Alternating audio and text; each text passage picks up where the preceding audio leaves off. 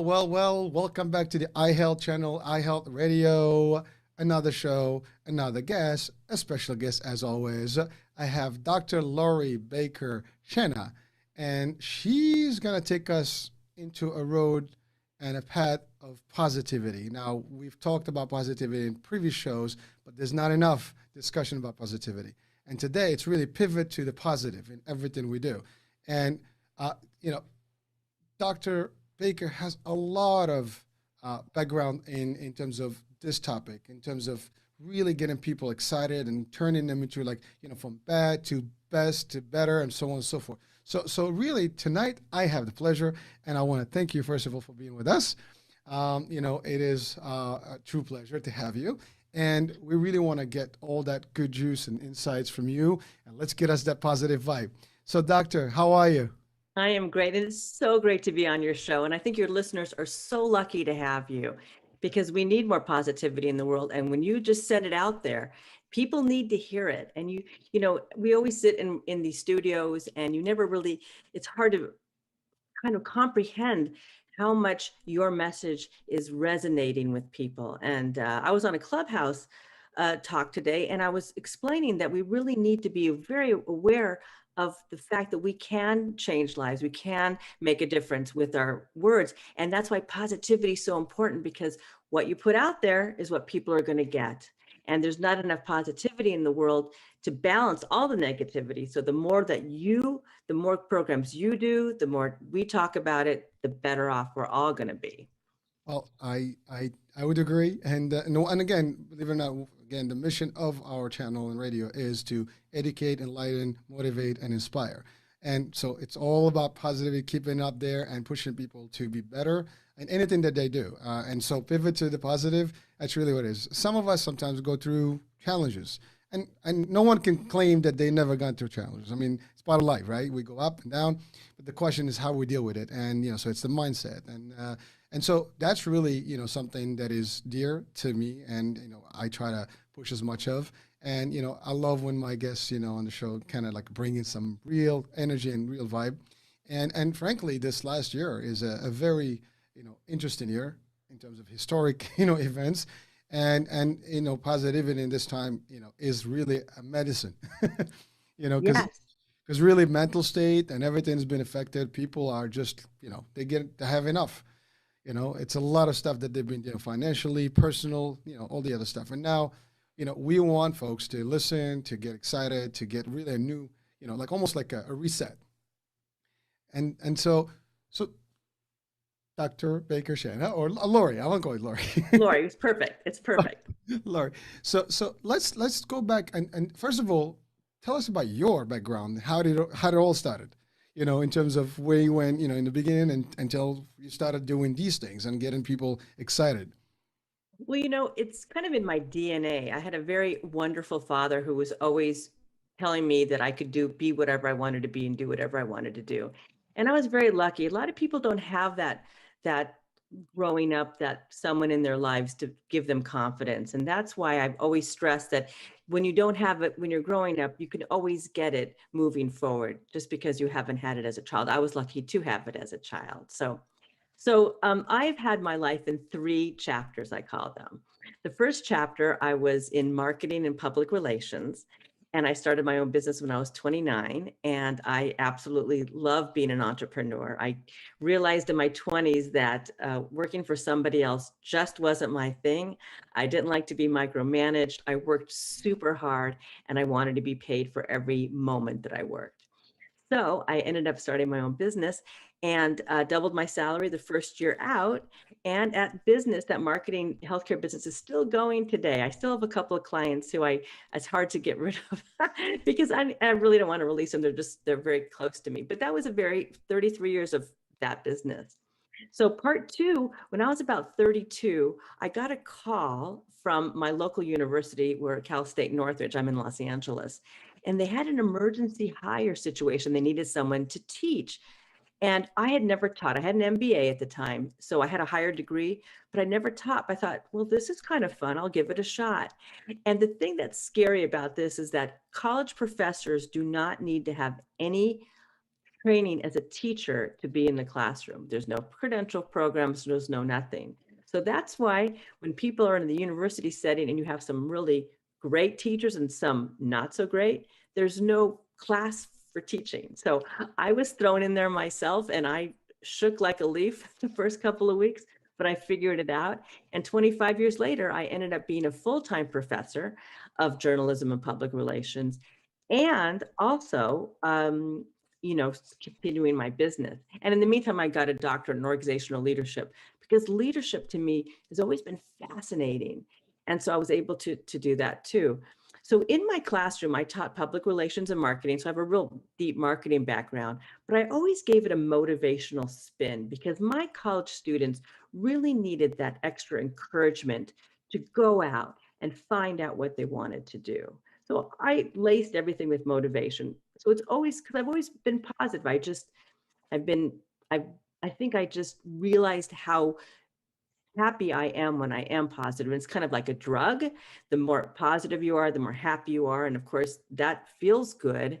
So that kind of was the background on that. So what happened in my mid 50s was I got hit with a non-Hodgkin's lymphoma cancer diagnosis. And I realized at that moment that I really wanted to start a professional speaking business and a leadership coaching business. So I left a full-time position and I started what today is my leadership coaching and professional speaking business. And my whole thing, just like yours, is pivoting to the positive because I realized that so many people need to hear this message, both personally and professionally. And we can never move forward. And all the four things that your program represents, you cannot achieve any of them being negative. So we really need to get the positivity habit going and keeping it there, no matter if you get hit by cancer, money issues, job issues, personal issues. You can't move forward being negative. I mean, you can be sad and angry and all those sorts of things, but at the end of the day, if you want to move forward, it has to be positive. Wow. So I have to like just settle here a little bit and get all these thoughts together in place. But so first things first, you had a great career to start. I mean, marketing, communications, that's big. I mean, I've in one part of my career I actually had to lead marketing. But for the most part, I work in conjunction with marketing. I'm in sales, leadership sales in the insurance business. And I understand well about marketing and communication, and that is a big piece of any company, right? And so that was, but I know also it is a tough place to be. It's a tough, Yes. the deadlines, the details, just the responsibility. I mean, it's everything that's out there. You are responsible, so the quality has to be there, and the scrutiny. And there's no real life. I mean, I've seen marketers, in the company that lived in the office. I mean, there's a project, there's something that's got to come out on Monday. They're working on Saturday and Sunday, no hours. Absolutely. No life. You're absolutely right. Oh, and I appreciate each one of those folks because I mean we work closely and it's tough. And so I understand what you did. I mean, to your point also, you can put all that work, but the satisfaction, I mean, even financial is not equating that exact time and energy and all the investment you put in. And so the ideal obviously is to have your own. Now, most of the people have a difficulty thinking to making that leap, that transfer, going from an employee to an ownership, type of situation. Various reasons, financial, just the ability, fear, all these things can be like, reasons why people do not jump. And sometimes people jump. They, no risk, no reward. You got to do it. You got to make it happen. But you have to have a plan. And of course, the rest is history. You just get started and, you learn as you go, you fall, you stand. But you have to have the stamina. You have to have some backing and a good plan for it. And so just the reason I'm talking about all this, because I could relate to that. And that is in itself a way to look at the world of positivity, because there is a situation that was not solid. I mean, it was problematic in a way because you're not happy. That's a key element, right? You work in and you see that it's a dead end. And even if it is, it's a cutthroat job. I mean, I know marketing can Absolutely. be very, tough. And also like, the I guess the advancement level can be there, but at a very high price. And so ultimately it's ideal to have your own. But again, people have to start somewhere. We all start. and you got to learn, and you have to get the expertise to get somewhere from there. But you did. That's the first. I think that's part of positive itself. I mean, think it positive. Like, things are going to happen. I got to make a move, but I will make it work. And so, Right. for people that are listening, probably, if they're wondering, like, can I do it? Yes, you can. That's how I believe. And I think you did. Not only you believed it, and you did it, and you did it multiple times. Yes, absolutely. So then go ahead. I'm sorry. No, no, go ahead. No, I was going to say, so from there, you went to a whole different career path, which is very similar. I mean, you went to journalism and really academia, and you went to the being a professor in not so easy, I guess, university. It's Yeah, that's a tough one. That's a tough one. But even with that, you said it. I mean, you're right. I mean, people are professors, and some you feel them. There's a vibe, and some they just basically, you just go through emotion, do your stuff, and that's it. But that's personality. Now, and to your point, I mean, you can teach this stuff in class, but you cannot teach personality. Unfortunately, you have No, no, you can't. so it's a matter of like having that energy and dynamics, and that's why it's not for everyone. And I'm not at your level. I never taught in the university and stuff, but I had actually a real estate school, so it's a small little Well, thing. that's really the same principle. It's the same principle. You have to teach, and you've got to bring that energy to the teaching, and you've got to learn how to relate to people. It is the exact same thing. Well, so the reason I said that is because you're right. I can't even imagine what it takes to be a professor in a university. I mean, I've been in university, I've had professors, but that's different. I was on the other side. But I mean, you do lectures sometimes. They give you a little things, you stand and do your thing, whatever your thesis, all that stuff. But at the end of the day, you were not teaching. But I actually got engaged into the training world, and I enjoy training people. It's fun stuff. So from there, I went to this real estate business that I did, on the side. And so, but in there, we had different instructors. And then we had all the surveys, like, how people evaluate. And you'll be surprised to see, like, what people say. It's really about just the energy and how, like, some teachers or instructors, they just basically read the book, Uh, or yes, they just it's have the student, horrible. you know, and I have a different approach. See, I can't stand that. I mean, if I want to read a book, I go home and read it. So for me, it's more about like what is the concept and how does it apply, and that's really what makes a difference in terms of interact. Plus, everybody's interactive, everybody's involved in the discussion. So that was it. So again, I get it. I mean, it's very difficult, but it's also fun stuff. Now, you took the challenge to teach the higher folks and the higher degree level of education, and it's a big deal. I mean, it's a challenge, but you kept positive. You went, you got your PhD, right?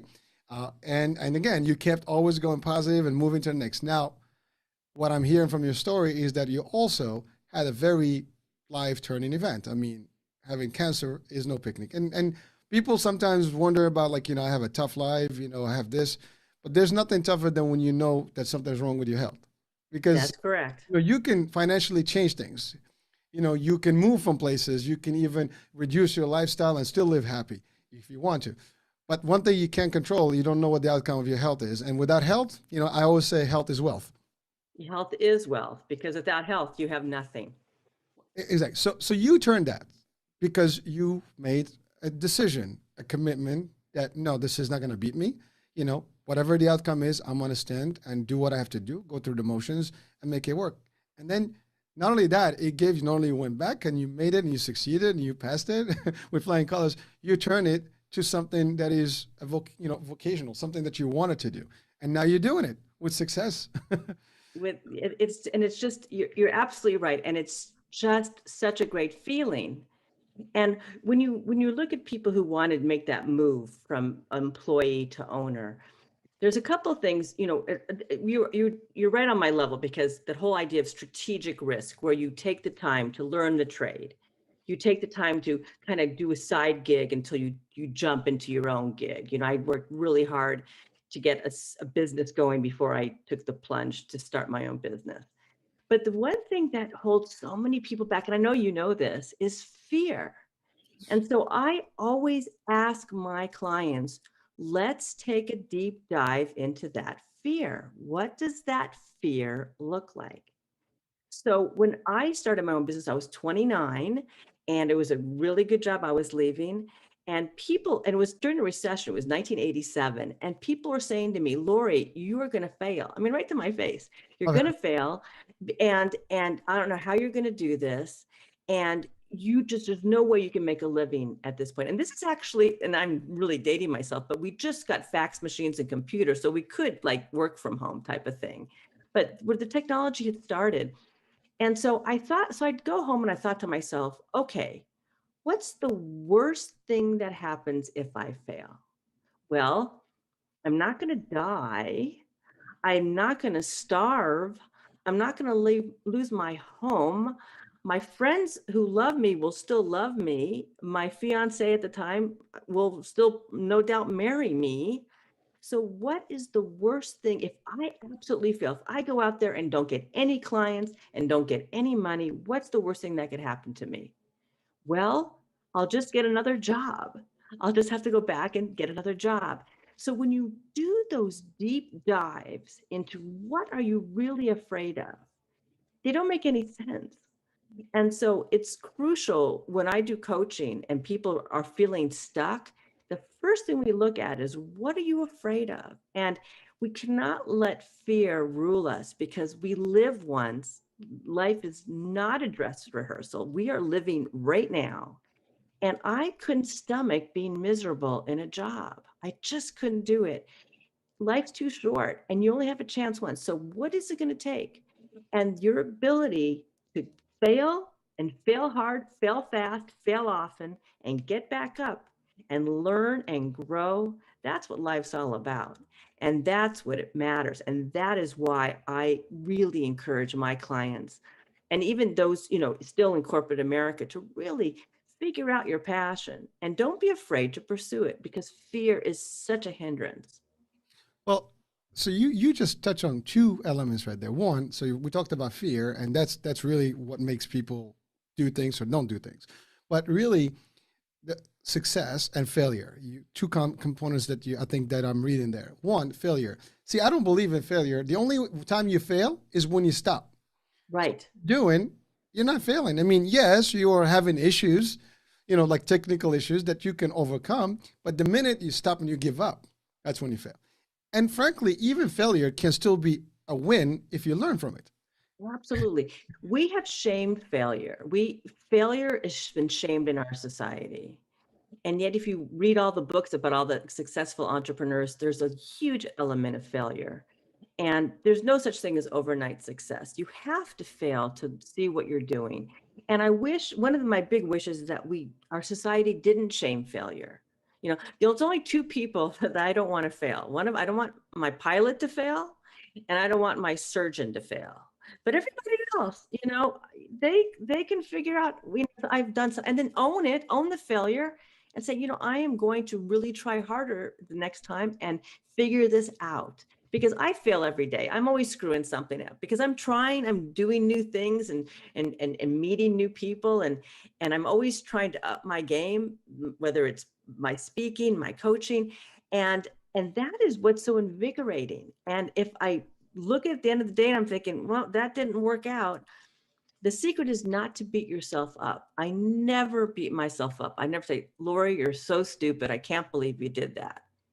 Instead, you say, Lori, this is what you did. This is what you should have done. And this is what we're going to learn.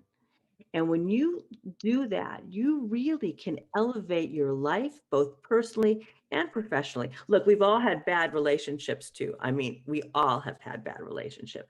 So instead of beating yourself up for attracting the same person all the time, you figure out what it is and how you're going to elevate it again. So that kind of failing but learning is how you grow and how you ultimately are successful. But we don't teach kids that. We protect them. We don't teach them how to fail. And I think that's a huge deficit that we're not giving our children what they need to learn to do that. Well, I think that's an excellent point. But I think what's worse is that when you look at today, I mean, I have a few teenagers, in my household, and I can see what they're exposed to too. So everybody, like you look at anything in social media, and you got all these guys that, oh, I made $1 million. I did this, I did that. So everybody thinks that it just happened. Well, ask them what did they do before, how long did it take them, and so on and so forth. You see these things. I make I make $100,000 last week. All right. Well, I've been working for a long time, and that's not easy money to make. Okay. You know, I've had businesses, and I still have businesses, and you know what? Putting a business together, a real business, takes time, energy, and a lot of stuff. And it's not overnight. Now, maybe 1% or less gets lucky, and you get that little break. But that break happens to anyone any given time. As long as you're in it, you got to be in it to win it, just like the lottery, right? Absolutely. But really, people, today, they're just subjected to that. They see it. And so they think that, oh, they did it. Obviously, so I have a rule. If someone can do it, I can do it. No matter what, I have to learn. If I don't know it, I have to learn it, but I will do it.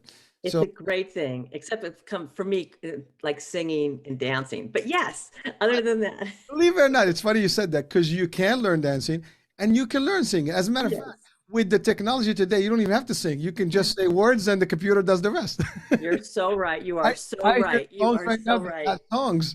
They're just music with words, but anyone can actually throw in a good words with a nice little synthesizer, computer, whatever, and they get all your voice, into the right place. I have a hoarse voice. I don't think I can sing, but I guarantee you, if I put it in the computer, they'll make it look good.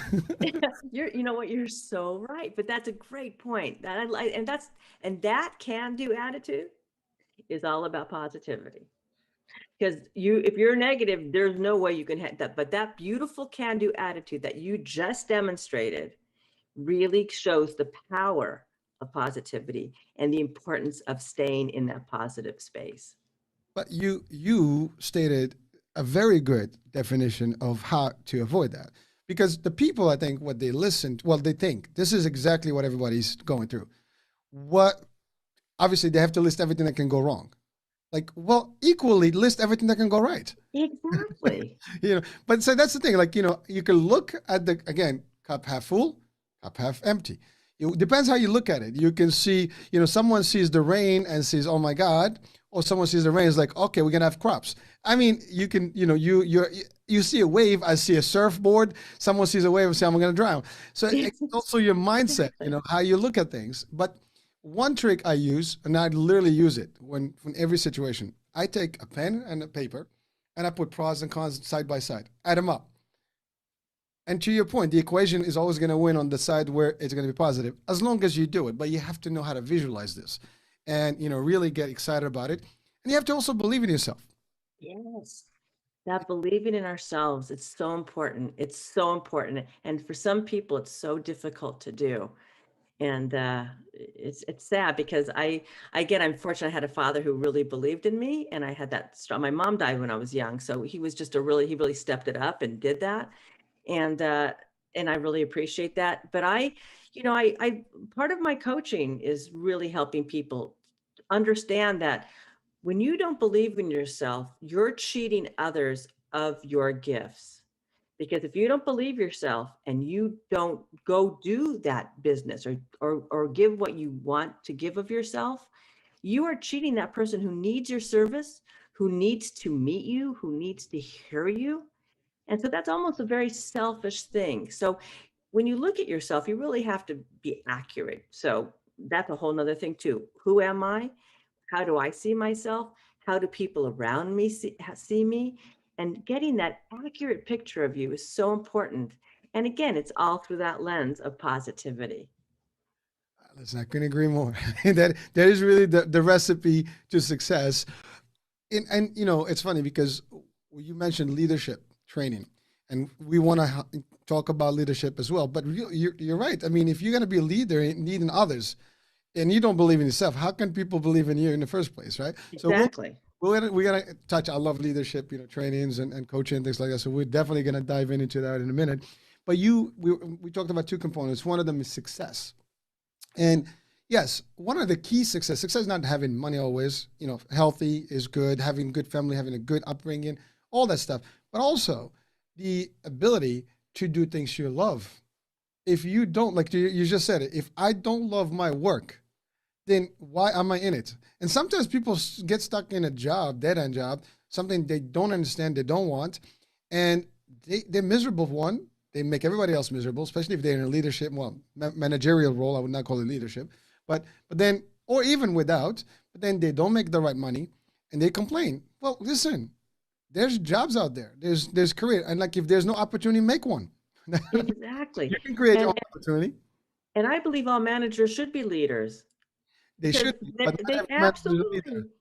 And I'll tell you what the biggest thing that makes me crazy is, and this is what like my legacy, what I want to do to the day I die, because this makes me nuts. We promote people based on how good they do things. Like, oh, he's a good, communicator, we'll make him a supervisor. Or he's good at, doing this architectural stuff, we'll make him a supervisor. And they do that without giving them any leadership training. So all of a sudden you have this person, male or female, supervising a staff of 10, 20 people who've never learned how to do conflict management, who've never learned how to run a functional team, who've never learned how to communicate as a leader. And you have misery up and down and sideways in an organization because of the lack of training. And you know this, you're a leadership trainer. So it's so crucial that we understand the importance of having managers as leaders and giving them the skills they need. And this is particularly important for women. And I have another business called Lead Hership Consortium, because women have that added, unfortunately, have that added level and layer of not being as confident in the workplace as men. And it's just a fact of life. When I was teaching, and I would ask my male students, how would you feel about asking for more money during a job interview? And they said, not a problem. I have no problem asking for what I need. The women had a problem asking for more money than, let's say, the job offered. And that's just the way we're raised, we grow up, it's society. I mean, it's too long to talk about now, but we really need to help women get beyond that and get that confidence to go in there, and not as cranky women, but as just assertive, confident women, and get things done. But someone has to do the leadership training, because we can't do that on our own. And every time you see it, you and your audience is, I bet, shaking their heads right now. Every time you had a bad boss, not a badass boss, which is a good boss, but a bad boss, you better know that there was no leadership training of this person, or they were such a narcissist that they wouldn't allow themselves to be trained. And that makes me crazy. Well, you use the words manager, boss, and leaders. Three words, and they can literally be one or could be three different things. And there are a lot of bosses. They're not good managers nor leaders. You have managers that are technically bosses, but they have nothing to do with leadership. And they have leaders that are lost because they're not really given the opportunity to lead. And Yes, you know, yes. and it's funny because so I run sales teams. And so it's all about, leadership and training and stuff. But not every person on the team will be a manager, can be a manager. They're good at what they do, but they have no idea how to be, leading other people where people can follow them and listen to them and respect them and really take their advice, and also how they can, because again, to be a leader is more than just, leading. It's educating, mentoring, coaching. You're really making other leaders. If you're a true leader, you have to make other leaders and Yes. document that literally in your history. So, but that's not easy. People also have to respect you and not fear you. You just said bad boss. Bad boss is someone you're afraid of. You just, oh my God, I just want to get my job done. I don't want to deal with this person. Again, talking about not happy. If you're talking to someone that is that kind of boss, change the department, change the company, or take it to HR if you have to. I mean, sometimes you have to do more than that. But whatever the case may be, leadership is really a calling, I call it, because it's not for everyone. Nope. And frankly, that's why we have less leaders in the world than actually, plenty more followers, because no one wants to take the lead. That's the other thing. There's a fear of taking accountability, being in charge. People are afraid to make a mistake, and so Yes. rather follow instructions but not be able to make. I see that every day. And I'm talking about our highest levels. It's not just, I'm talking about employee level, entry level. Even in senior leadership, as we call it senior leadership, there are senior leaders that are not leaders. They have the titles of a position that is in a leadership role, but they might not be leaders in personality or a person of leadership, characteristics. And sometimes, it's a big deal because it's a clash of the titans. You can't get them. Like, how do you even think about this? I mean, you have the position to run, different things, a department, division, a unit, but yet you can't even see the vision. You can't even express a vision, because that's the other thing. You have a vision to lead, You have directives. How do you convey that message? How you do it correctly? How you make it work? It's a lot of stuff. I mean, it's you have to be absorbed. But you're right. You can have the personality, but you may lack the technicalities. The technique. To make it work. That's when trainings come in. But you're right. If someone is not coachable, they're not willing, and they're very like, I got this. I'm a fool. I don't know anything. I got it. I have all the knowledge in the world. No one has all the knowledge in the world. I mean, to be honest with you, you learn every day. And if the day you stop learning, then something's wrong with you. But some people think that they got it. Now, I get it. If you're in a technical, aspect, like your stuff, it's good. You're an expert. That doesn't mean you're not learning. You learn other things that will help you even get better. But certainly it doesn't stop. And even within your expertise, things are always changing. Always changing. It's There is so amazing. So you got to be up to date with everything, technology. At best, I mean, you're talking about 80s and 90s technology. Well, if you don't, follow the technology, you will find yourself behind it. And I've seen this. I've seen in different levels of management or leadership where some people did not catch up to the actual times in the technology, and they might have more difficulty, doing things. And it's not their fault. It's just a matter of catching up. But really, you have to be ahead of it, not even catching up. Catching up is a little too late. Exactly. And be willing to be a change agent. So many people have such a hard time changing, and people don't like change. I mean, in general, people they have their comfort zone, and that's where they want to stay. And that's a problem when you have different generations come in, because you've got the younger people who are interested in the new things. You've got the older people who don't want to change. And that too makes for a very difficult leadership situation. That's why I always suggest mentoring and reverse mentoring. So when you have young people, they can have a mentor who's been in the business a long time and can help, but then allow the young people to mentor the older person on the new technology, the new customer base you might have, the new things that are going on, so that there's a cross pollination of knowledge. It's just not one way. And that really makes for a dynamic situation. But it makes me crazy when managers who obviously are not leadership material are promoted and promoted and promoted, and they need to be trained, but they won't be trained. So that's something that we need to really, I think, address moving forward. And if you're in that situation, if you're working for that person, they're not going to change if they don't want to change. So you have to really think about what you want to do with your life. And again, that's the other thing. Like, to me, I say this: if you're not happy, even me, if I'm not happy, the minute I'm not happy, there's plenty of options out there. Just you walk. I mean, you high road. Heads up, and I walk on my own terms. I mean, that's it. And you know what? I go somewhere else. And by the way, the grass is never always green on the other side. So That's correct. You're gonna find challenges everywhere you go. So again, you have to outweigh things, and put them in a good balance and see exactly what you get. But at the end of the day, you are in control. Like I always say, it's not about the rest, it's about you. You can put yourself in a situation. This town doesn't work for me, I'll move to a different town.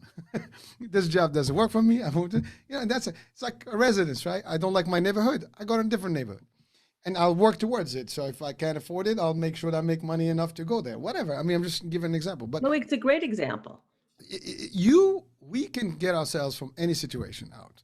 But sometimes, you said, comfort zone. Like, I know I have friends and people that I know that they've been comfortable in their roles for years, and that's nothing wrong with that. But but as long as they don't complain, it's a good thing. But when people are miserable or complaining, it's like, well, what have you done? You know, it's like being at a station. You see people come in and go, and you're still in the same position. And you're not getting onto that train. Every train just come in and gone, and like, what? I just missed all the trains. Well, get on. Exactly. That's a great analogy. That's exactly it. And if you are miserable, I don't want to hear it. Life's too short to hear it. And that brings me to the tool that you were talking about, mindset. What I coach is the mindset called the solution shift. And what that is, and it's a real visual thing, is instead of living in the problem, we need to shift into living into the solution. So I call it the solution shift. So we're going to have problems every day. there's never going to be a day where you walk around and there's not a problem, whether it was your business, your personal life, something's always coming up. And then with COVID, it was like another layer of problems, another layer of challenges that we've never even experienced before, right? So you could wake up in the morning and make that decision. I'm going to be miserable. I'm going to just dwell on my problems all day.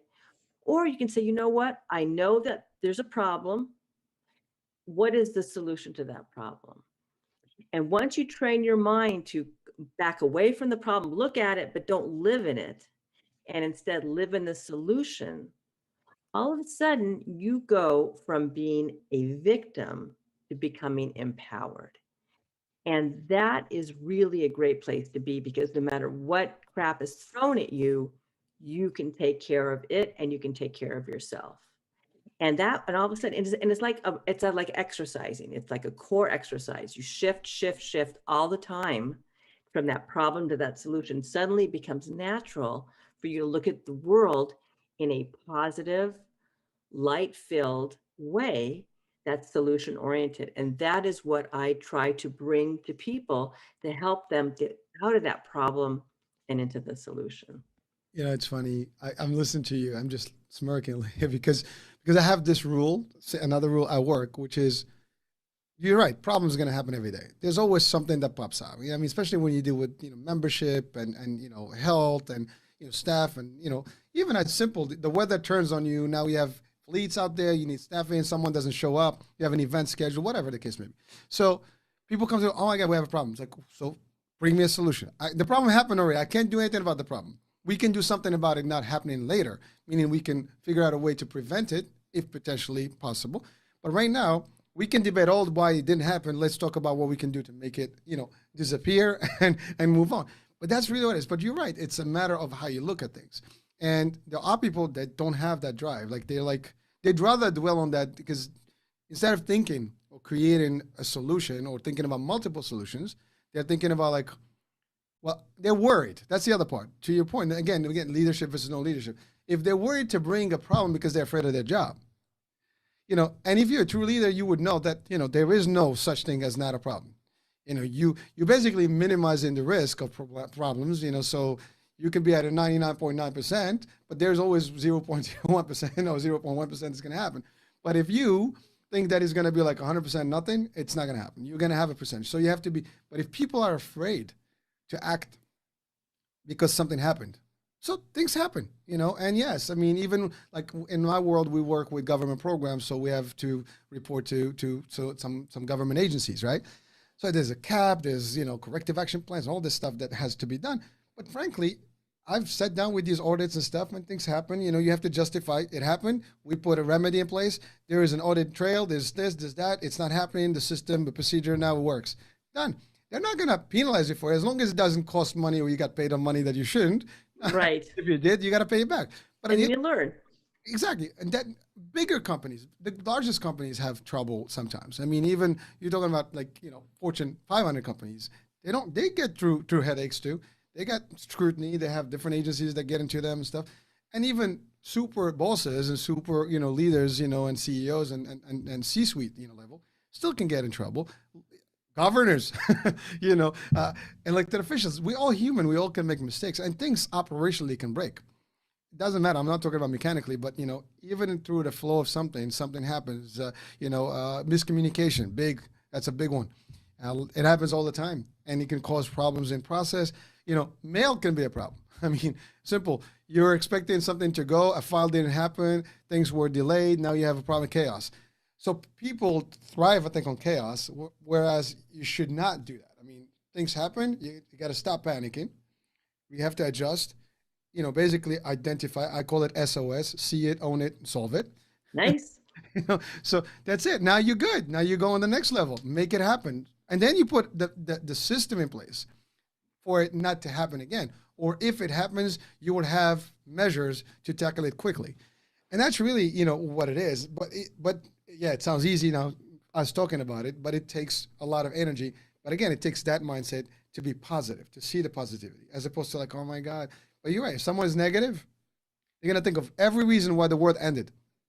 Exactly. And, so two things that you said that really struck out to me. Number one is You can't lead from fear because it doesn't get you anywhere. You cannot be afraid.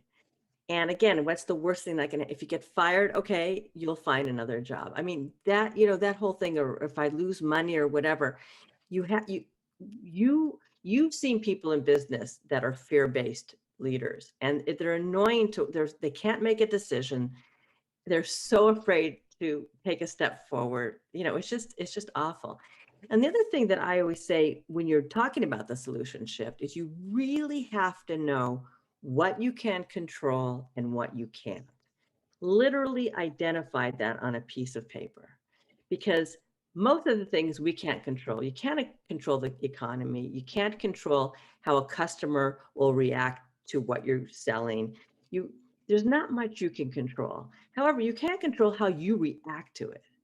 And I vote that however you react to it, you do it in a very positive way. And that is the ticket.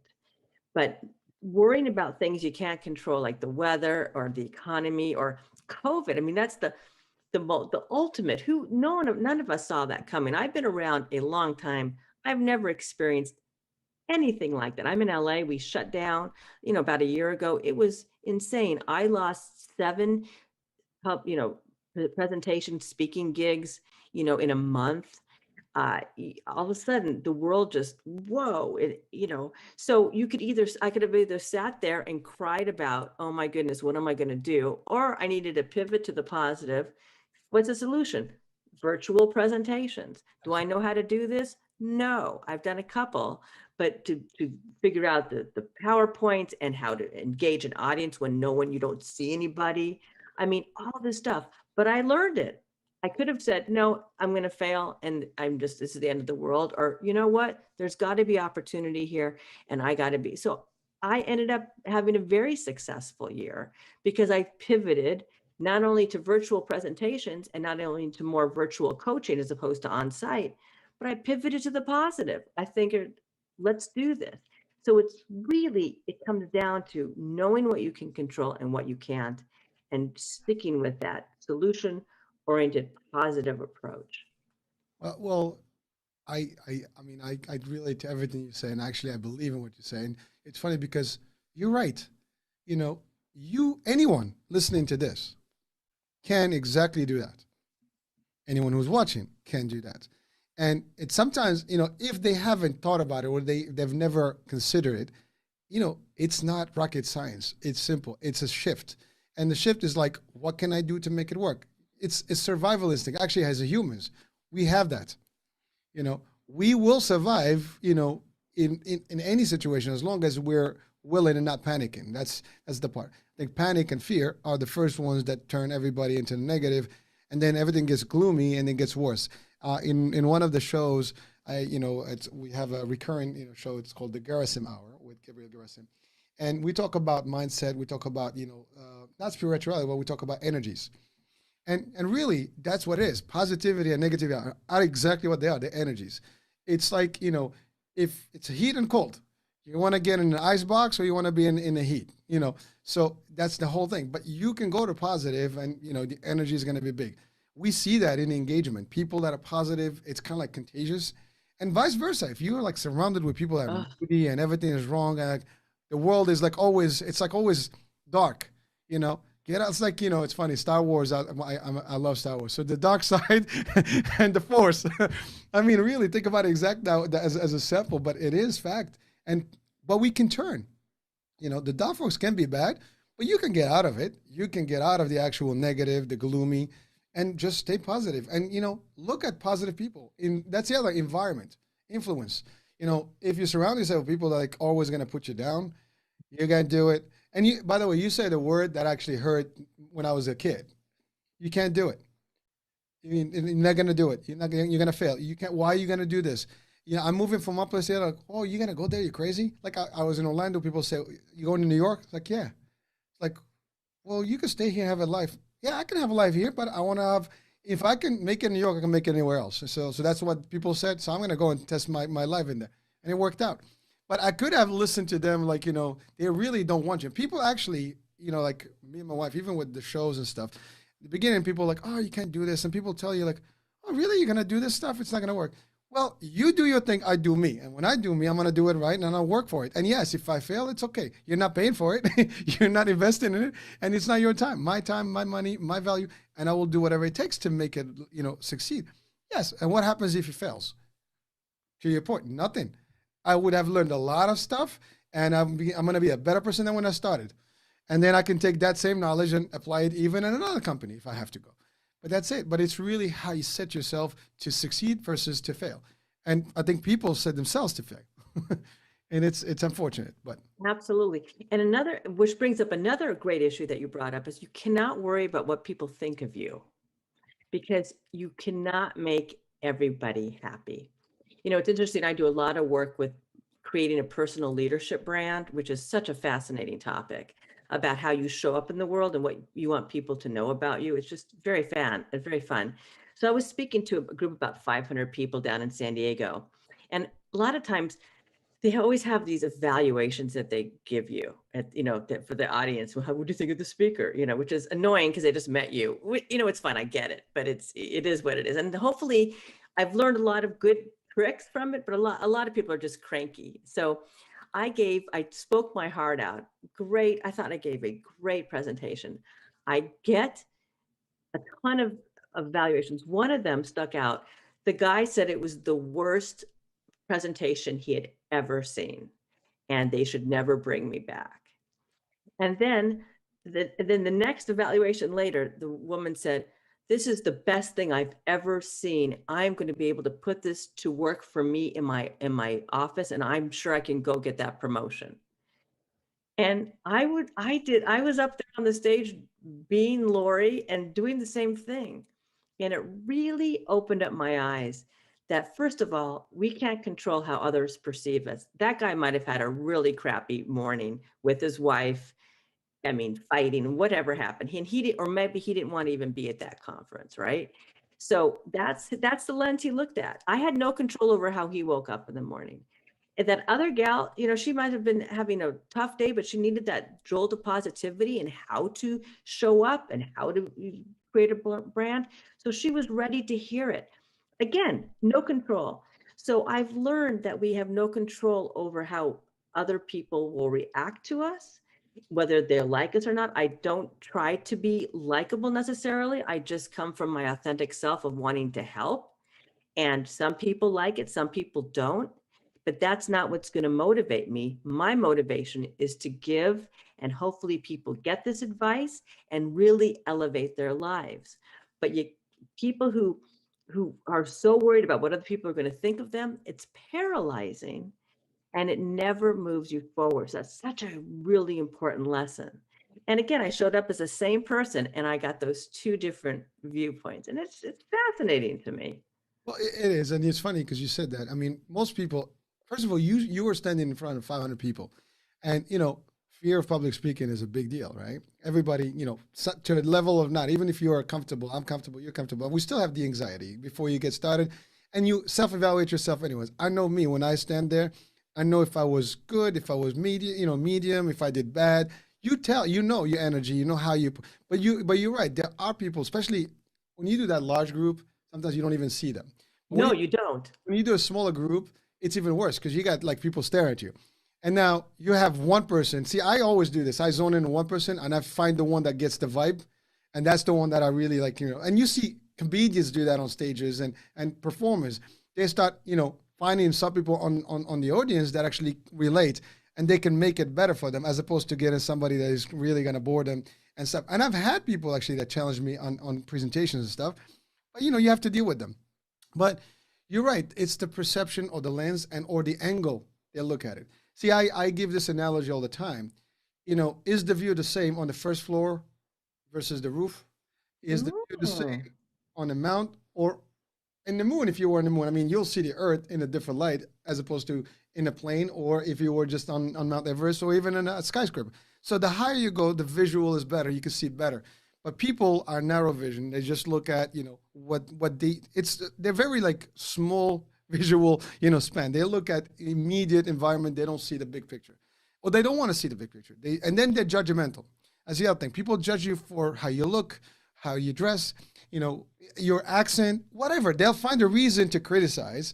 And even when you give positive stuff, and by the way, I experience this, me and my wife, we experience this all the time through social media because we do a lot of, stuff, we're active. And you put a post that is valuable, and then someone out there goes in and put a comment, and then they have nothing to offer except that negative comment. I'm like, really get alive. I mean, seriously. And again, so much that I even put, some stuff out there, say, you don't like what you hear. This is not for you. Get out, move somewhere else, find something else. But don't come to my house, and again, this is my rule. This is my house, my rules, my United States. That's right. That's right. Absolutely. You just can't, that's not, shouldn't prevent you from doing what you need to do out there and going out there and getting it. So, and people who are these trolls, they're just sad and they have no life and they're not getting out in front of 500 people and talking and sharing their wisdom. And that's what's so weird about doing virtual presentations, because I love these recordings like this, because I can talk to you, I can see you. It makes me feel so good. But when you do virtual presentations, a lot of time when you're presenting at conferences virtual, you don't see anybody. It's like talking to yourself for 45, 50 minutes. And it's such a different vibe. But being in front of people, I have been in front of, I used to call my students the dead class. There's like classes, no matter how energetic you are, they're just dead. So you just have to learn how to really love yourself and be your authentic self and show up the way you do. And those who need you and will hear you. And those who won't, they can go find themselves something else to do. Well, or they can listen to this and get positive, right? Well, I hope. But a lot of people, this doesn't move a lot of people. They're just like, they blow it off. Sure, you haven't had any, it's easy for you to be positive. When I've had a ton of challenges, health challenges, personal challenges, financial challenges, and I've still managed to stay positive, which is why today I'm doing so well. But some people just can't hear that, and that's okay. I'm not here to save the world. I'm just here to reach those people who need to hear this message and are open to it. Well, we had a discussion about the matrix, the blue pill and the red pill. Pick the pill you want. I mean, at the end of the day, it's whatever you want to get. If you want to get it, you get it. If not, I can't help you. You can take the horse to the water. You can make them drink, right? Exactly. So, it's funny. We're almost coming to the end of the show, but I wanted to share this because when I was in university, I was part of the artistic. I was part of the a team that we did theater and all the stuff, music, dancing, and so we had a piece that we had to do for travel, and so the first audience we were given was actually a bunch of generals and military. So the dean said, if you can make these guys laugh, you'll make it happen. And actually, we had a standing ovation with everybody. Well, that was our test. I mean, if we can make these guys really feel it, we can take it next level. So it was one of the most important, days of our lives at the time. Like, oh my God, we got to go in front of these guys. But you're right. I mean, you do the best, and everybody, I don't care how successful they are, you can always have a bad day. Yes. And unfortunately, when I look at someone, I don't judge them. I always find a reason why they didn't do a good job. Ask any athlete. Yes. And I flip the switch, and I know we're running out of time, but I always flip the script. What happened if every basketball player in the NBA made a basket every time they threw a basket, or every football player, every time there was a play, got a touchdown? I mean, it would be the most boring thing on the planet. The beauty of sports are the mistakes and the trying harder. So it's the same thing. You just, it's you don't want that perfection. You really want to have that variety in life. Well, so Doctor, I want to ask you as we come into the end of the show today, and I'm having a blast here. What would be three things you want the audience to live with right now? Just three elements that we've talked a lot about stuff, but if you just want to give them 3 pointers right now to keep, as their core elements to use as tools, what would they be? Number one, when you wake up in the morning, you make a choice to either be miserable or happy. I say be happy. It's a great way to start off your day. Second of all, keep a strengths journal. Every day, write down at the end of the day the 5 things you did well and what about you added to that ability to do it well, because that really builds up your confidence and your strengths when you're trying to do some changing. And number three, truly believe in yourself. Work that core confidence muscle, just like you go out to a workout every day and work your quads or any other part of your core. Work that core confidence, because when you're confident about yourself, people are going to want to be with you, buy your product, and really would admire that. So just that's what the three things I would say. And those are powerful things. And if anyone can just take even one of them and apply it, at a time, you will still be able to see the positivity and get the success.